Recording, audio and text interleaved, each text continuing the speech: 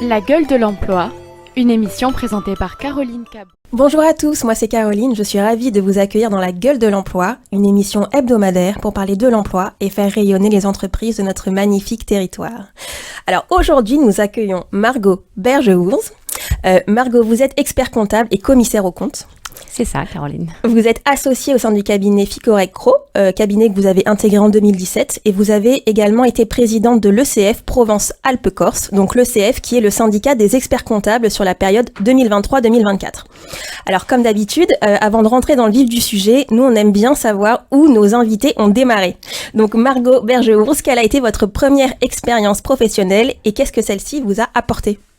Merci Caroline pour cette invitation. Alors j'ai commencé dans un secteur qui n'avait rien à voir puisque comme on va dire comme la majorité des étudiants, j'ai fait des petits boulots à côté de mes études. Et même avant, entre 16 et 18 ans, j'étais dans les champs de maïs puisque mes parents habitaient à Aiguières dans les Alpilles. Donc voilà, ça m'a déjà appris ce que c'était que le travail, on va dire manuel et assez difficile. Et puis après, j'ai fait des petits boulots, notamment dans la restauration, dans les salons et la foire de Marseille, quand j'étais étudiante sur Marseille. Et là, c'est vrai que ça m'a appris le sens du service. Et puis voilà, quand on est en plein service, le rush. Voilà, le rush du service. Donc voilà. Merci beaucoup pour ça. Donc Margot, nous on est très heureux que vous soyez là aujourd'hui pour nous parler du métier assez opaque vu de l'extérieur d'expert comptable. Déjà pour les néophytes que nous sommes, est-ce que vous pourriez s'il vous plaît nous expliquer la différence entre comptable, collaborateur, expert comptable et commissaire aux comptes ? Oui, alors au niveau du langage, c'est vrai qu'il y a plusieurs façons de dire les choses. Souvent, les clients d'ailleurs nous disent je vais chez mon comptable en parlant de l'expert comptable. Donc c'est vrai que le comptable, c'est quelqu'un qui est salarié dans une entreprise et qui fait la comptabilité en interne pour le compte de l'entreprise. Ok, donc comptable entreprise. Comptable entreprise. Ce qui est différent puisque le comptable n'a pas de diplôme d'expertise comptable ou alors il l'a mais il est salarié. La différence, c'est expert comptable, en fait, on est inscrit au tableau de l'ordre des experts comptables. Et le commissaire aux comptes, c'est un autre métier, puisque l'expertise comptable, c'est sous la tutelle du ministre de l'économie, alors que le commissaire aux comptes, il est sous la tutelle du ministre de la justice. Donc, c'est vraiment deux casquettes différentes, assez complémentaires, puisqu'un commissaire aux comptes, c'est une mission légale qui permet vraiment de certifier les comptes au niveau du travail souvent qui a été fait par l'expertise comptable, mais c'est une mission légale. C'est-à-dire que l'entreprise doit avoir un commissaire aux comptes à partir d'un certain seuil, alors que l'expertise comptable, c'est pas forcément obligatoire, puisque des entreprises d'une certaine taille ont souvent des DAF en entreprise en interne, mais ça permet en tous les cas de pouvoir présenter les comptes des petites TPE de la région. Donc on n'est pas obligé d'avoir un expert comptable si on a un DAF, en revanche on est obligé d'avoir un commissaire aux comptes. À partir de certains seuils, exactement. Ok. Et est-ce qu'il y a une notion de diplôme pour aller vers l'expertise, puis après vers la notion de C'est TAC ? le même diplôme. C'est juste après deux, effectivement, comme je l'ai dit, deux tutelles différentes. Il y en a qui choisissent d'être que expert comptable et d'autres que commissaire aux comptes. Moi, j'ai les deux casquettes. Donc, j'ai des entreprises en tant que commissaire aux comptes. Donc, c'est des mandats de 6 ans. Et j'ai aussi des clients pour les accompagner sur. Et là, la différence, on va dire que si on veut vraiment parler concrètement, l'expert comptable, il accompagne dans la gestion le dirigeant, alors que le commissaire aux comptes ne peut vraiment pas s'immiscer dans la gestion du dirigeant. Il ne peut pas lui donner de conseils. D'accord. Alors comme on l'expliquait en introduction, donc Margot, vous avez été présidente de l'ECF, qui est donc le syndicat des experts comptables pour la région Provence-Alpes-Corse en 2023. Le meilleur, je tiens à le dire, c'est le meilleur syndicat. En 2023 et en 2024. Qu'est-ce qui vous a donné envie de vous présenter et de porter cette mandature ? C'est quelque chose qui me vient depuis que j'ai eu mon diplôme. Quand j'ai eu mon diplôme, j'ai eu ce déclic. J'ai eu aussi mon deuxième enfant et je me suis dit que finalement ce diplôme il permettait de pouvoir m'émanciper en tant que femme dans le travail et de pouvoir créer mon propre cabinet. Mais pour ça, c'est quand même pas simple parce qu'on n'a pas été formé justement à créer une entreprise dans notre cursus, en tous les cas aujourd'hui, dans le cursus que j'ai fait pour le diplôme. Et j'ai voulu bien m'entourer. Donc j'ai commencé à rentrer dans le centre, par exemple, des jeunes experts comptables donc de la région Provence. J'ai été présidente et quelque part cet engagement, je l'ai toujours gardé en moi. J'ai beaucoup été aidée quand justement j'étais quand j'ai créé mon cabinet et que je l'ai développé. Puis après je me suis associée et j'avais envie de rendre finalement cet appareil. On m'a beaucoup aidée et à mon tour, au travers du syndicat, on aide aujourd'hui tous les confrères et consoeurs.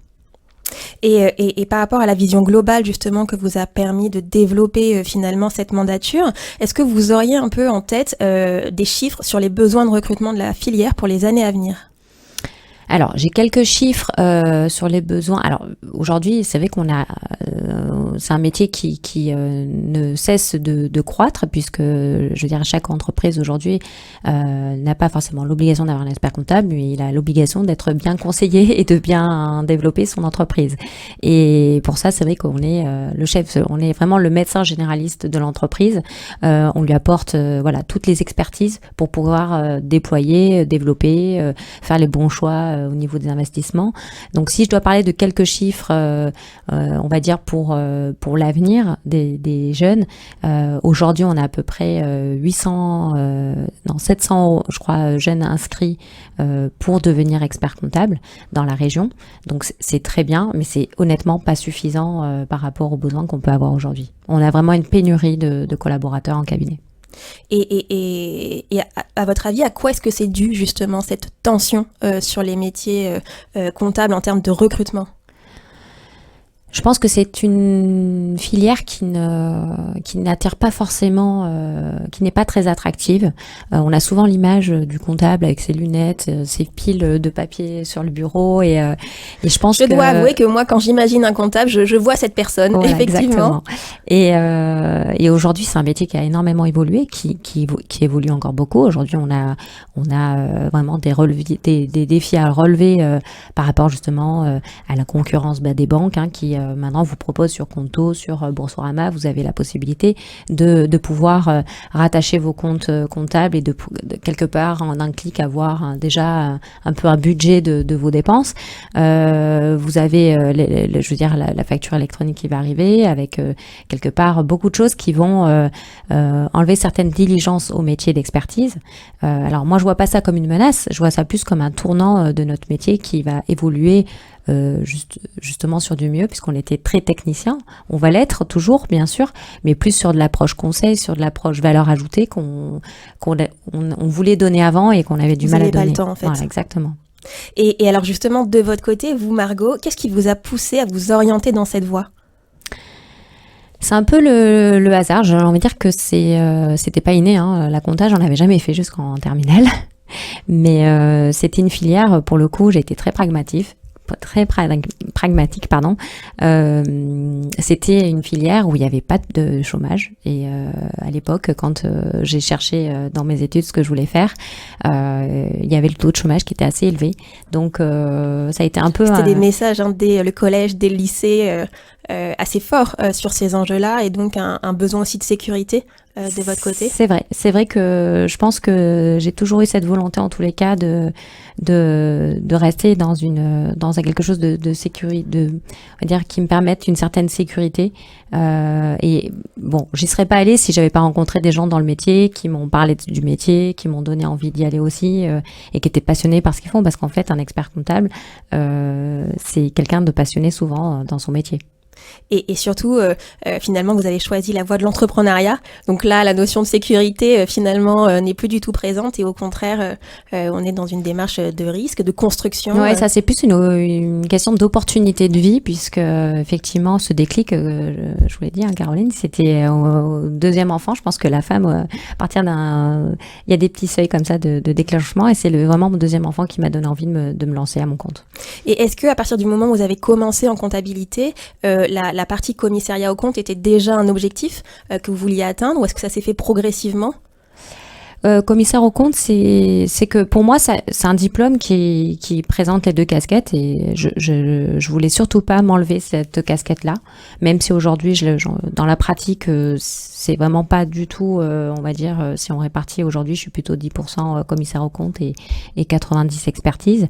Mais pour moi, c'est la complémentarité de métier, c'est une autre approche aussi du métier, et ce que j'apprends et ce que je pratique en commissariat aux comptes, c'est utile pour mon métier d'expertise aussi. Donc ça me laisse toujours cette approche risque qui est importante aussi dans le métier d'expertise. Et pour peut-être aller dans le sens de ma question, vous mentionniez hors antenne que bien qu'on retrouve beaucoup de femmes au début du parcours comptable, finalement relativement peu vont jusqu'à l'expertise. Donc qu'est-ce qui fait qu'on s'accroche finalement ? Qu'est-ce qui fait que on retrouve assez peu de femmes à l'expertise ? Et est-ce que ce sont des chiffres qui sont en train de s'inverser ? Alors, ça a beaucoup évolué, parce que c'est vrai que il y a toujours eu, je pense,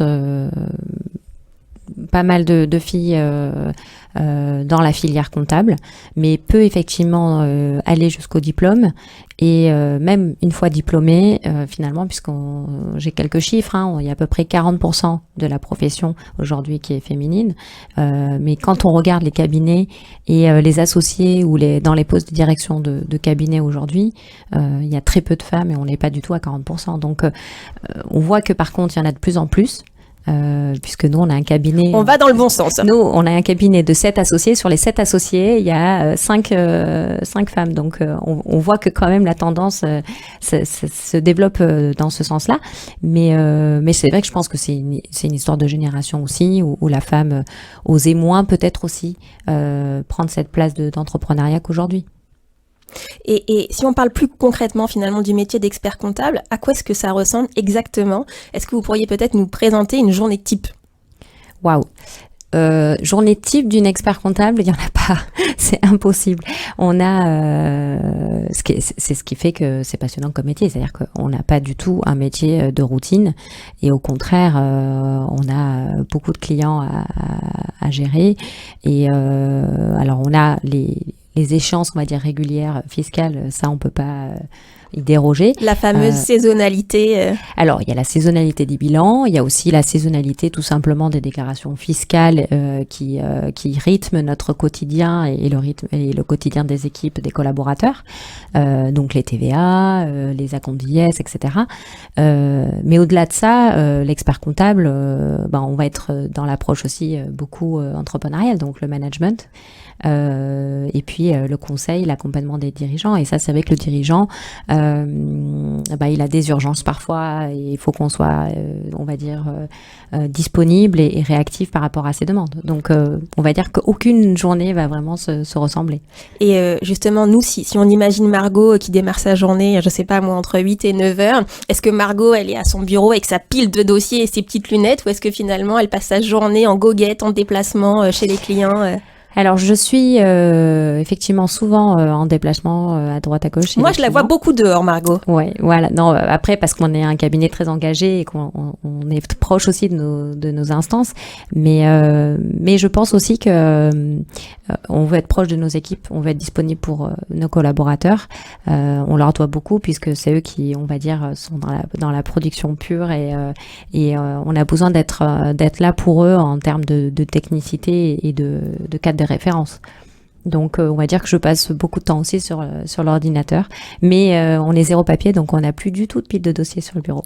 Oui, voilà, c'était un peu ça ma prochaine question. Vous parliez des nouveaux enjeux, des nouveaux défis de votre profession. Est-ce que vous opérez aujourd'hui de la même façon que vous le faisiez en 2014 ? Alors, on a un cabinet qui est quand même assez, on va dire, moderne et ça depuis c'est Mathieu Capionneau, mon associé principal qui a repris le cabinet de son père. Donc c'est le un cabinet Ficorec Cro. C'est ça, Cro Ficorec.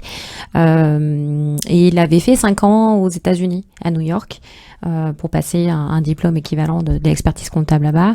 Et c'est vrai, quand il est revenu, il a vraiment insufflé, on va dire, une approche un peu différente du cabinet aussi. Voilà, je veux dire, le fait qu'on ait une responsable communication, donc on est plutôt sur un système finalement d'entreprise qu'un cabinet traditionnel. Donc on a rapidement passé au zéro papier, on a tout en dématérialisation et on est surtout toujours un peu à l'affût de développer de nouveaux outils pour permettre un confort de travail aussi à nos collaborateurs, pour être moderne, pour pouvoir on est très sur l'innovation et sur même les process, on les revoit très régulièrement. On sait qu'on a toujours beaucoup de challenges et notamment la facture électronique qui devrait venir en 2026 nous oblige. Après tous ces décalages. C'est ça devait être 2024, là on a hâte que ça arrive. Alors, avant d'aller plus en détail au niveau effectivement de Ficorec Cro, si on termine un petit peu sur vous, Margot, vous êtes expert comptable depuis plus de 10 ans maintenant. Qu'est-ce qui vous rend particulièrement fière ? Je suis fière parce que je suis fière d'être autant impliquée dans mon métier, et puis je suis fière de ce métier parce que aujourd'hui j'ai la chance de pouvoir côtoyer des dirigeants d'entreprise qui ont plein d'idées, qui sont très créatifs, et quelque part la réussite, ils ne le doivent qu'à eux, bien entendu, mais on est un petit peu moteur, et puis on les stimule, on la rapporte aussi parfois un cadre juridique et fiscal qu'ils n'ont pas. Et moi, je m'inspire beaucoup de mes clients. Je trouve que c'est... Alors, j'aimerais être comme eux, mais je le serai jamais parce que je pense que j'ai trop l'approche risque qui est votre métier aussi. Exactement.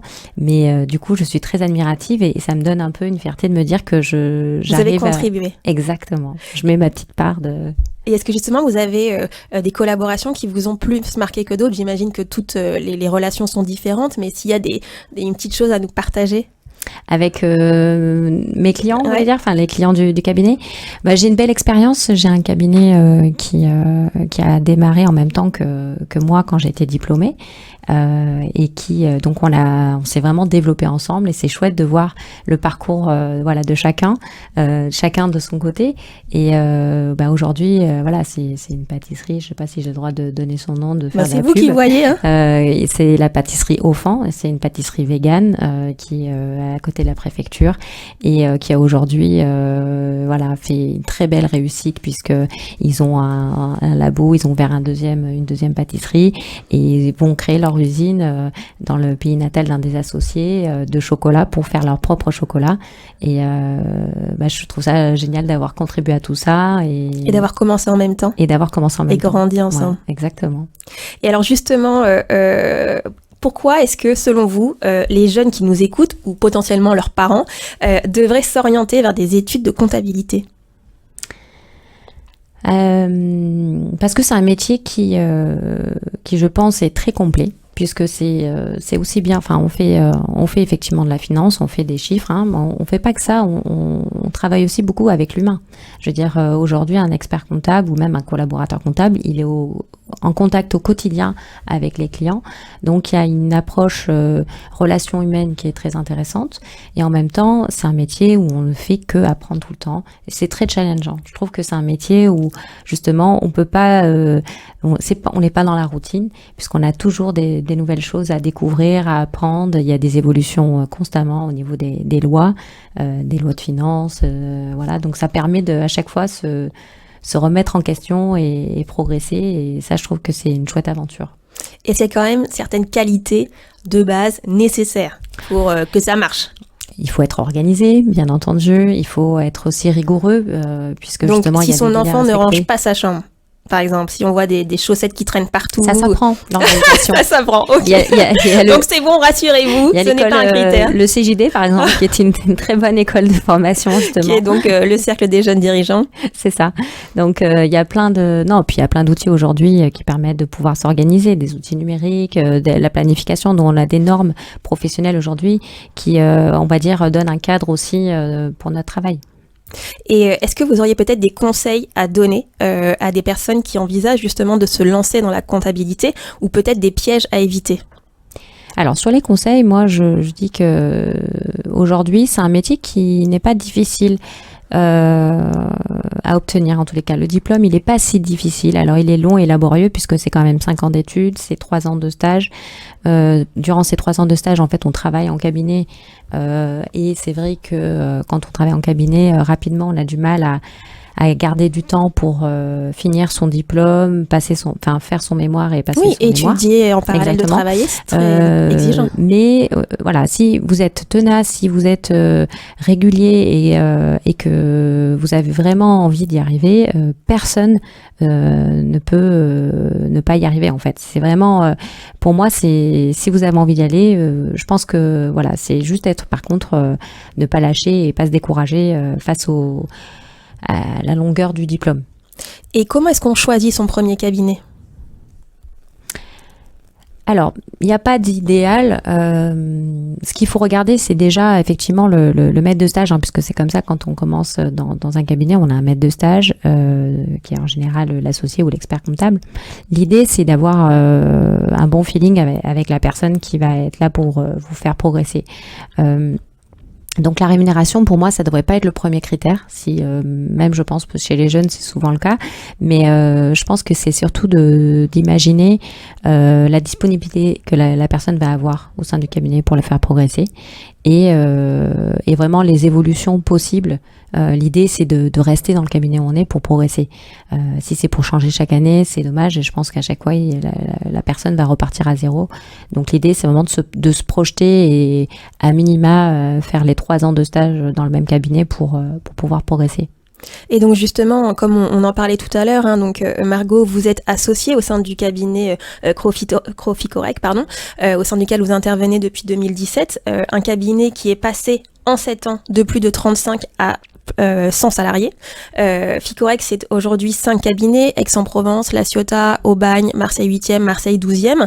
Un turnover qui est très faible. Donc, avec les tensions dont nous parlions sur le marché du recrutement des profils en cabinet, qu'est-ce qui fait que vous avez réussi au niveau de Ficorec, justement, à grandir et à fidéliser les équipes ?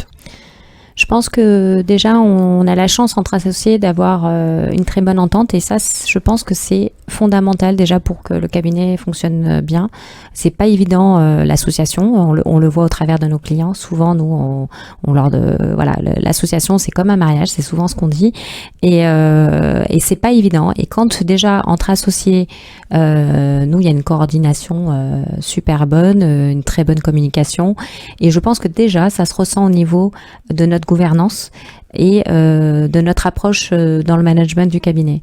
Et forcément, on met en place plein de choses pour nos collaborateurs. Déjà, on est fiers d'eux et on sait la chance qu'on a d'avoir des collaborateurs qui sont fidèles.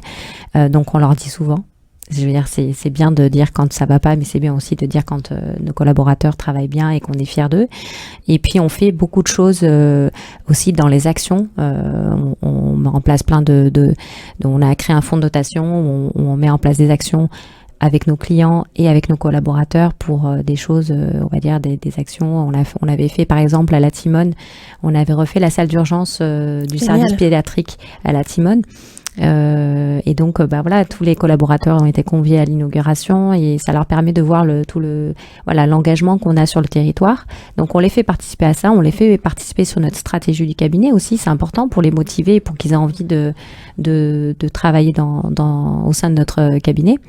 Et puis après on essaie d'être sur le bien-être, c'est très important aujourd'hui. Le jeune, la nouvelle génération, ils ont vraiment envie de prendre soin d'eux.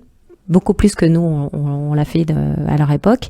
Et donc, on est obligé de faire attention. On prévoit des séances de massage pendant la perte fiscale, quand même. Incroyable. Ça, c'est pas mal. Et puis, on fait beaucoup d'opérations comme des apéros, des événements sportifs. Il y en a un peu pour tous les goûts. Et voilà, donc pas tout le monde est obligé de tout faire, mais au moins, ça permet un choix libre de propositions. Et comment est-ce qu'on évolue dans votre cabinet ? Est-ce qu'il y a des parcours? Alors, on leur fait un parcours quand ils arrivent. C'est quelque chose qu'on est en train de retravailler. Mais effectivement, l'objectif, c'est vraiment de réussir à les garder avec nous et de les faire progresser. On leur fait des formations aussi bien techniques, donc en interne ou avec des formateurs externes, mais aussi des formations sur le bien-être pour soi. Et on a intégré des formations de coaching pour les managers, pour les chefs de mission, pour qu'il y ait une meilleure communication entre leurs équipes et eux, qu'ils se sentent plus en confiance et moins en difficulté. Donc ça aussi, ça fait partie du parcours, on va dire, de formation. Comme on le sait, donc après la saison fiscale, les recrutements vont reprendre en 2025. Est-ce que vous avez un peu de chiffres déjà sur les enjeux de recrutement au niveau du cabinet? Alors là, on va dire que jusqu'à la fin de la période fiscale, on est vraiment focus sur les clients et pas trop sur les besoins de recrutement. Aujourd'hui, on a la chance d'avoir quand même des équipes stables, mais heureusement, nous avons toujours un développement en interne de dossiers et on a toujours besoin de nouvelles recrues. Donc, on va dire qu'on est plutôt aujourd'hui sur la recherche de bons profils. Alors, bon profil, ça veut dire quoi? C'est pas forcément qu'il y a de l'expérience, mais c'est des personnes qui sont motivées, qui ont envie de s'impliquer, partagent les mêmes valeurs que nous. Et si effectivement, même si aujourd'hui on n'a pas besoin de 3 recrutements, si on a 3 personnes qui si sont vous les top, rencontrez, voilà, exactement. On sait qu'on aura toujours des dossiers à faire rentrer au cabinet et on pourra très bien les conserver. Donc, on est plutôt sur regarder les valeurs humaines des profils et quand ça colle, on les embauche. Et justement, vous parlez de valeurs, les valeurs du cabinet chez Ficorec Cro. On en a plusieurs, mais on a effectivement l'engagement sur le territoire. Ça fait partie de notre engagement. On a créé d'ailleurs le fonds de dotation qui s'appelle FIC Solidarité, qui est un fonds axé sur 3 objectifs. L'enfance, sur la femme en isolement et sur le handicap sportif. Donc c'est vraiment 3 valeurs qui pour nous sont importantes et régulièrement on fait des opérations. Là on a fait il y a pas longtemps l'opération Brioche pour les associations. On fait aussi les lunettes pour les personnes qui ont pour les opticiens qui récoltent les lunettes pour les personnes qui ne peuvent pas justement se munir de lunettes de vue, etc. Régulièrement on fait Noël bien entendu, on fait la collecte pour la Croix-Rouge, on fait plein de choses. Margot, avant de vous laisser filer, une question qu'on aime bien poser dans la gueule de l'emploi, c'est vraiment un mantra professionnel, finalement une bonne pratique que vous répétez jour après jour et que vos équipes ont forcément entendu. Est-ce que vous pourriez nous le partager? Alors j'en ai plein de mantras puisque finalement c'est vrai qu'avec nos collaborateurs, en fonction aussi du collaborateur, on n'a pas forcément les mêmes mantras, mais on va dire on s'adapte. Le mantra que je dis peut-être le plus souvent, c'est anticiper. Merci beaucoup pour ce partage. Merci Caroline. Un grand merci en tout cas Margot pour votre temps. C'est un plaisir de vous recevoir dans cette émission de la gueule de l'emploi. Comme d'habitude, on se quitte en musique. Et vous, le son que vous avez choisi, c'était Si je t'aime demain. Et pourquoi alors? C'est du conditionnel, donc et dans cette chanson, déjà quand elle a un rythme qui me donne la pêche, et c'est un peu un message d'espoir en se disant que si tu m'aimes demain, tout ira mieux, et vu le contexte actuel, je trouve que c'est un beau message d'espoir. Eh ben merci beaucoup, on est ravis, et puis à très vite. Merci. À la semaine prochaine. Au revoir.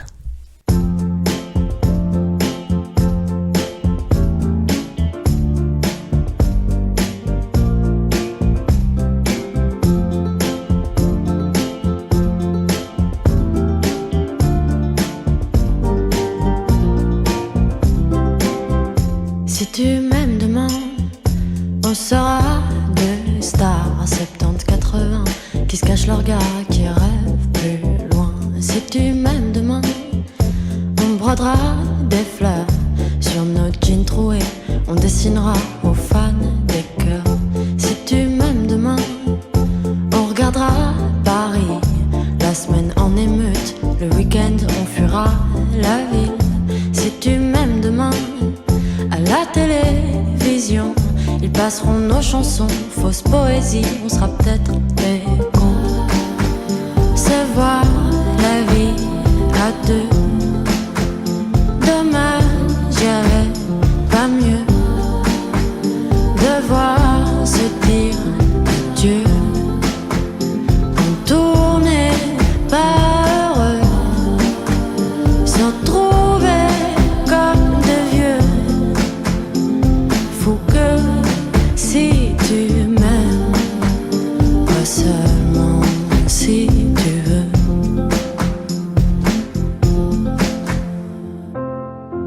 Si tu m'aimes demain, je ferai un tas de photos dans les chambres d'hôtel.